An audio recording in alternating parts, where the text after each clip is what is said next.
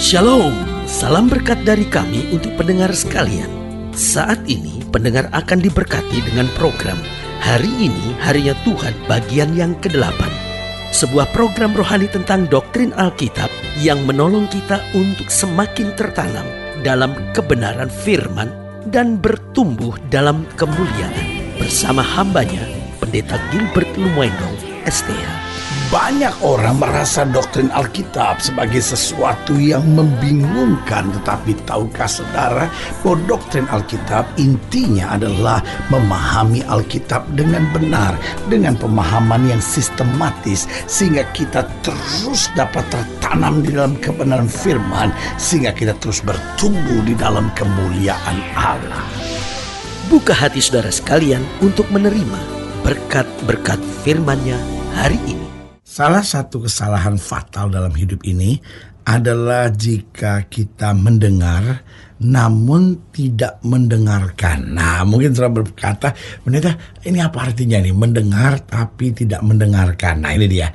Mendengar itu artinya ada banyak orang dia dengar, tetapi kemudian tidak melakukan sesuai dengan apa yang dia dengar. Misalnya contohnya, dia masuk gereja, dia dengar pendeta sedang khotbah tentang mengampuni, dia dengar, tetapi dia tidak mau dengarkan gitu ya kan. Dia tidak mau melakukannya gitu. Buat dia oke lah, saya udah dengar, saya udah tahu, memang sih perlu untuk ngampunin. Memang benar sih Tuhan maunya saya ngampunin, tapi ya gimana, saya belum bisa, jadi nggak mau dengarkan gitu ya kan.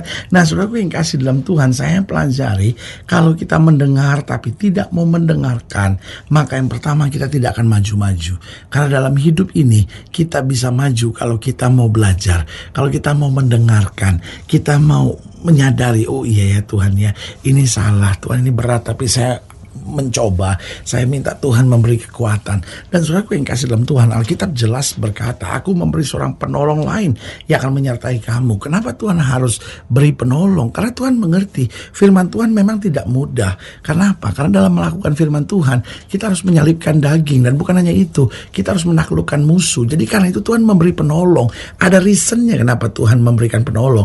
Karena Tuhan mengerti dalam melakukan firman Tuhan memang tidak mudah. Tetapi persoalannya kita mau nggak? Kalau kita mau dengar, lalu kemudian kita mau mendengarkan, lalu kita mau minta Roh Kudus terlibat dalam kehidupan kita, maka hidup kita akan lebih maju, hidup kita akan lebih bertumbuh, hidup kita akan lebih berkenan di hadapan Tuhan. Yang kedua saya pelajari, jika kita mendengar dan tidak mau mendengarkan, maka kita tidak akan pernah belajar, saudara-saudara.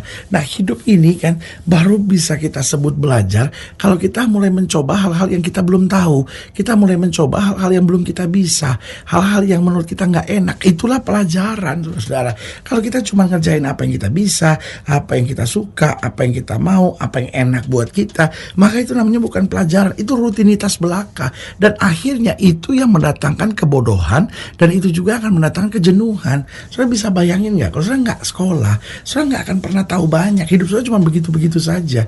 Justru karena saudara belajar, saudara mulai tahu apa yang saudara nggak tahu, saudara mulai bisa apa yang tadinya saudara nggak bisa, saudara mulai mampu mengerjakan hal-hal yang tadinya saudara nggak mampu. Nah, itu yang mendatangkan hal-hal yang baik dalam hidup saudara. Jadi kalau kita mau dengar dan tidak mau mendengarkan, maka kita tidak akan maju.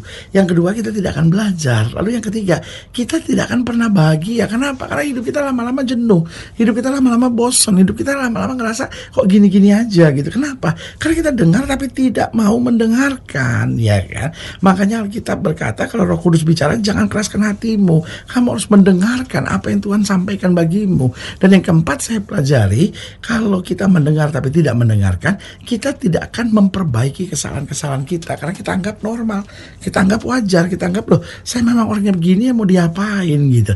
Tetapi dengan kita dengar firman, kita mendengarkan, maka di situ akan ada pemulihan luar biasa. Hidup kita makin hari makin menjadi lebih berkenan di hadapan Tuhan. Haleluya. Selamat datang dalam program kita hari ini, Harinya Tuhan. Sebuah program rohani yang kembali mengingatkan kepada kita betapa pentingnya kita menjadikan firman Tuhan sebagai dasar keseharian hidup kita. Karena selama kita jadikan firman Tuhan sebagai dasar keseharian hidup kita, langkah-langkah ke depan kita penuh dengan kepastian, kemenangan, berkat, mujizat, dan perkara-perkara besar. Haleluya.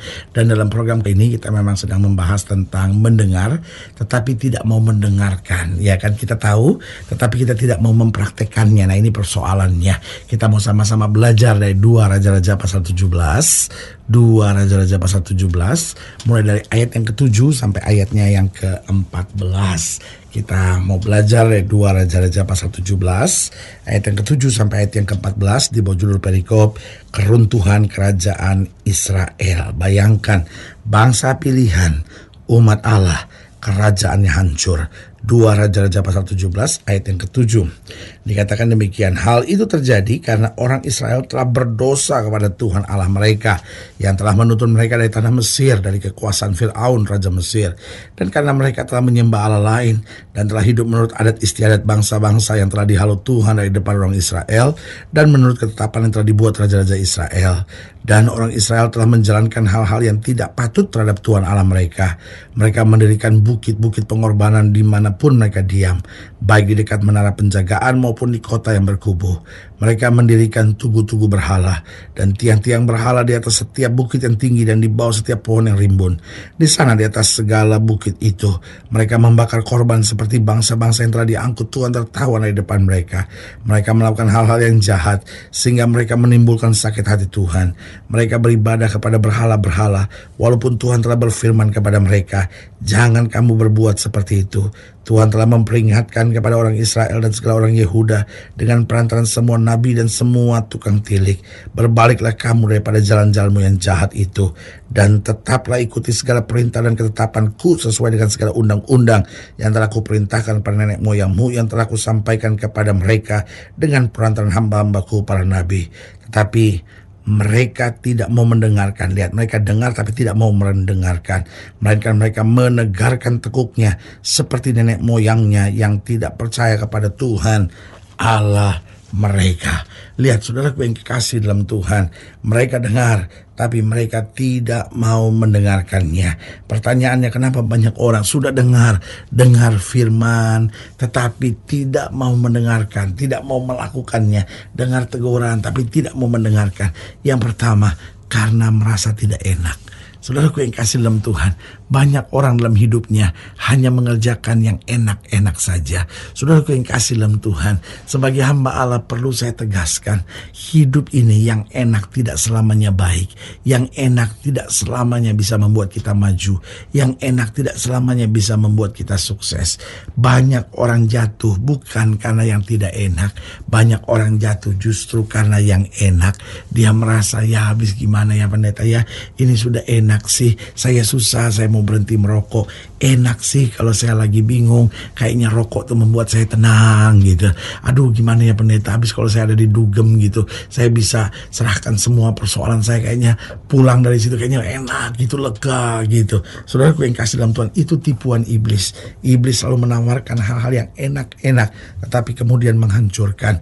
Enak-enak tapi kemudian menjerumuskan. Enak-enak tetapi kemudian membuat hidup kita binasa. Itu sebabnya banyak orang tidak mau mendengarkan nasihat, tidak mau mendengarkan firman, tidak mau mendengarkan teguran. Kenapa? Karena dia merasa, nggak enak, buat apa saya dengarkan?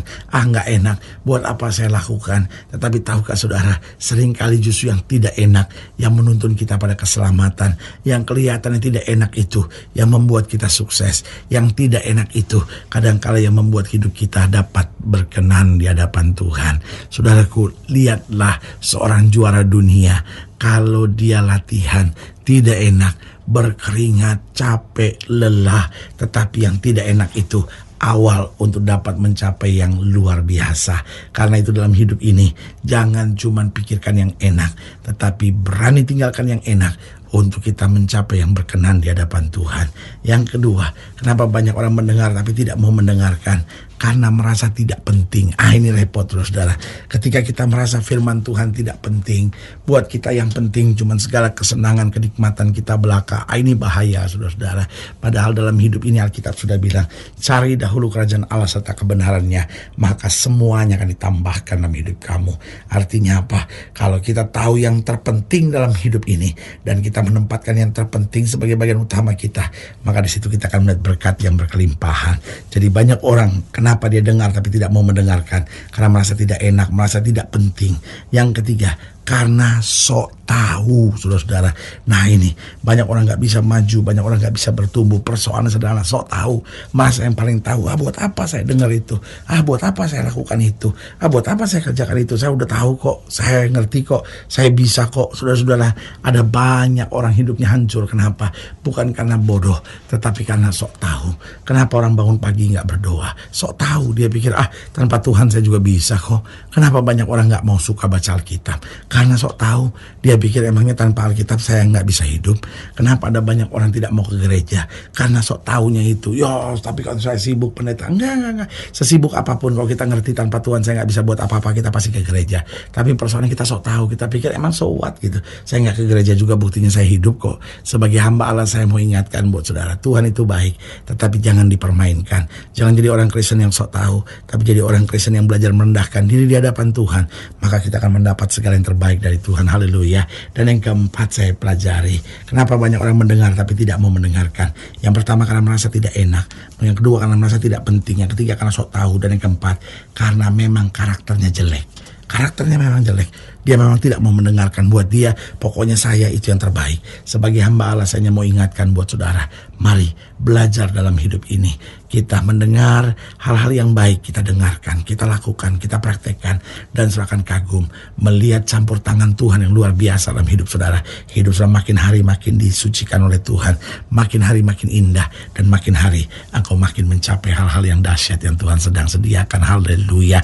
Saudaraku yang kekasih dalam Tuhan, jika saudara yang dilayani lebih jauh, hubungi kami melalui telepon, hubungi kami melalui surat, kunjungi website kami, karena kami ada untuk membawa Bapak Ibu saudara senantiasa lebih dekat pada Tuhan dan mengalami kasih kuasa mujizat yang luar biasa. Haleluya. Secara khusus melalui program ini juga saya mau berdoa buat setiap orang yang sakit, setiap orang yang berbeban berat, karena saya percaya bahwa bagi Allah tidak ada perkara yang mustahil. Dan saudara-saudara ingin didoakan secara khusus, boleh taruh tangan kanan saudara di dada dan kita akan berdoa. Mari kita berdoa. Bapa, dalam nama Yesus, hamba doa buat yang sakit, hamba doa buat yang berbeban berat, hamba doa untuk setiap mereka sedang menghadapi masa-masa yang sukar. Karena hamba percaya bahwa bagi Allah tidak ada perkara yang mustahil. Bapa, hamba berdoa di dalam nama Yesus, Tuhan jamah yang sakit, Tuhan sembuhkan, yang lemah Tuhan kuatkan, yang susah Tuhan hiburkan, yang jatuh Tuhan angkat, sehingga hari-hari yang penuh kemenangan boleh berlaku. Secara khusus hamba doa buat mereka yang taruh tangan kanannya di dada, karena mungkin selama ini seringkali kami dengar tapi kami tidak mau mendengarkan firman.